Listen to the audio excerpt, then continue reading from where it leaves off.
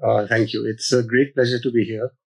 Uh, it's a little, it makes my talk a little simpler if I show you a 4-minute video, which will explain at least the fundamentals of this big project that I'm doing in Mapusa. And then I can talk about the thing behind it. So, can we start the video? It's just 4 minutes long, but it explains the problem.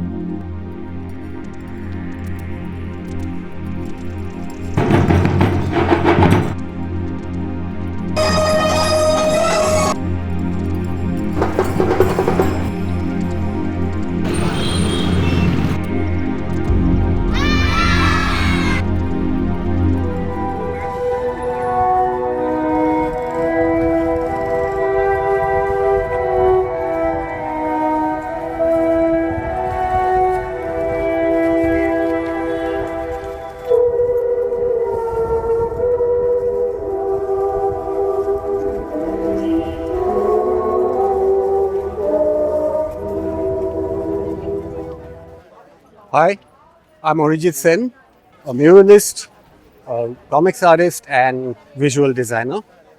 I live near Mapusa and have been sketching and documenting this colorful market town, which I've grown to love deeply over the past 25 years that I've lived here.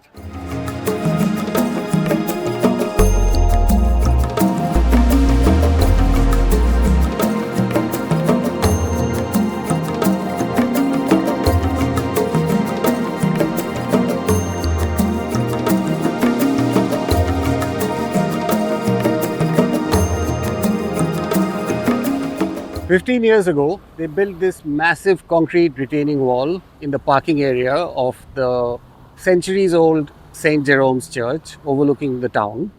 When I saw it the first time, I was awestruck. I was like, wow, wouldn't it be amazing to cover this entire massive wall with a beautiful mural? In 2023, I was awarded a generous arts grant, and I started thinking of a detailed illustrated map of the city and portray this neglected town's past, present, and future. Mapusa is a universe in itself, and I love drawing universes. I have assembled a team of talented artists and researchers, obtained the required permissions, and started the work of illustrating the layered histories, social fabric, and everyday life of Mapusa through its people, festivals, streets, sacred spaces, markets, iconic buildings, and especially some of the glorious examples of the traditional Goan, Indo-Portuguese, and Art Deco style architecture that still stand. I hope this project will spark a longer-term positive process of urban renewal here. With the funds we had, we have been able to not only draw large detailed portions of the final artwork, but also produce and install the first segment of the mural, which we call the centerpiece. An intricate handmade ceramic mosaic, 7 meters in diameter, celebrating the spirit of the feisty and resilient vendor ladies of Mapusa market. But now my funds are almost exhausted.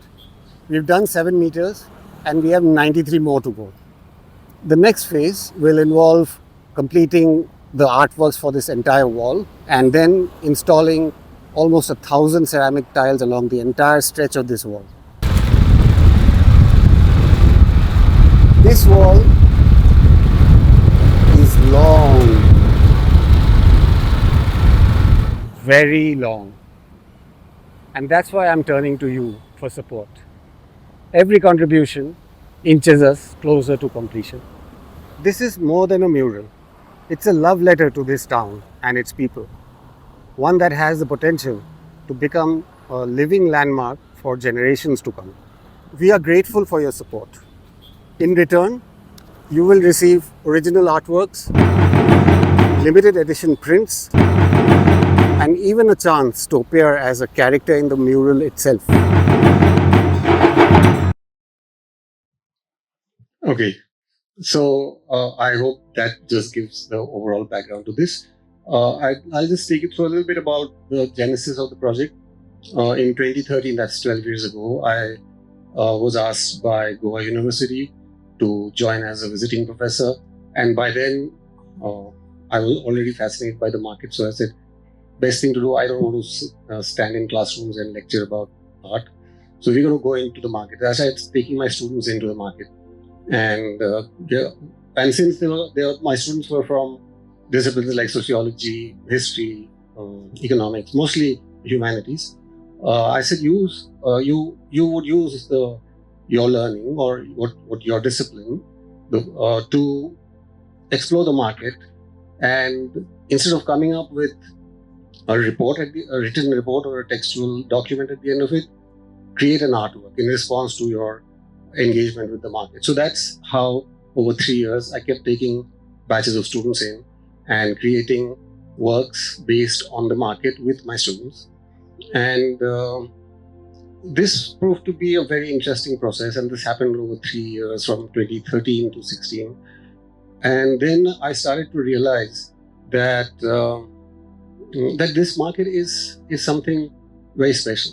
It's a space, a town like Mapusa, you might say, and most people would say that, is a small, dirty town with overpopulated with cars and noise and all that.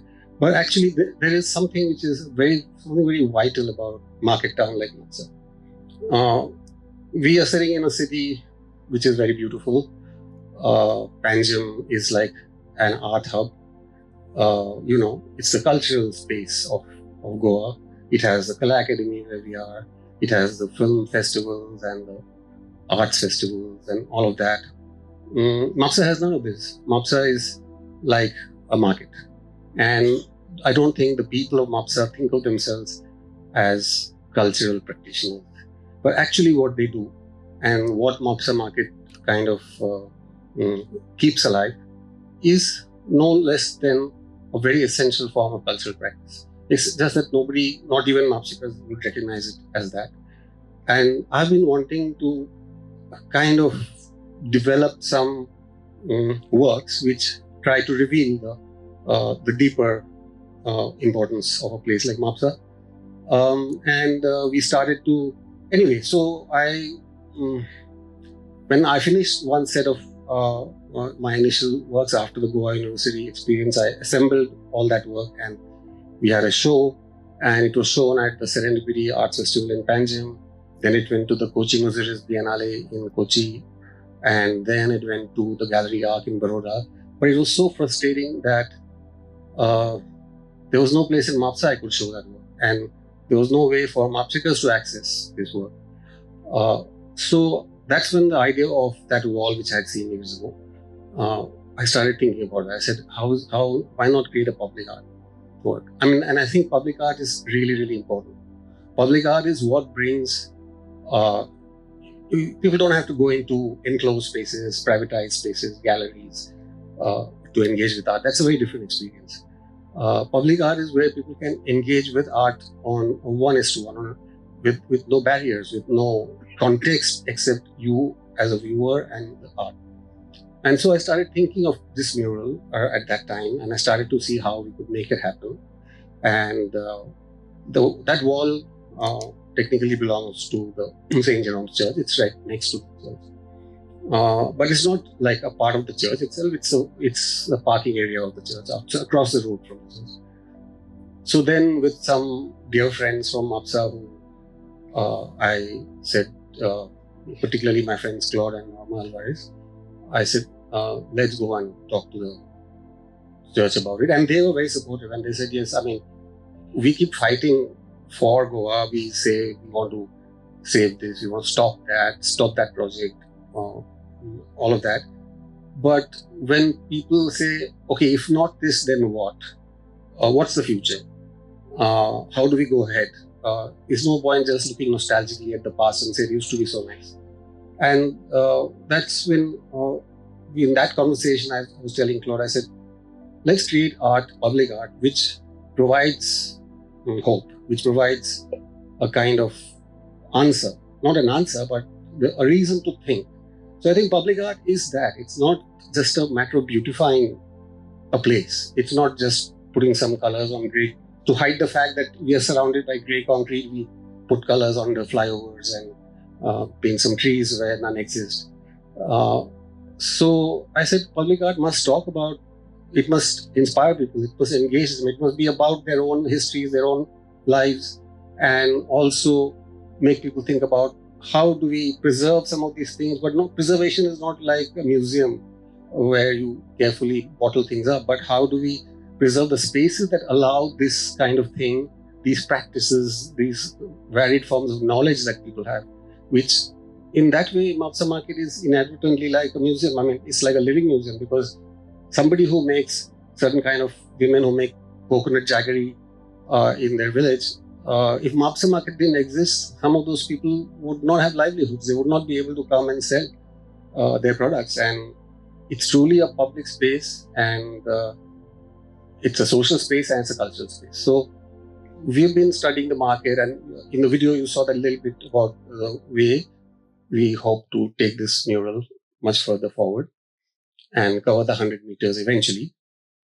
And yes, so it's about time that we are able to start doing that. Thank you.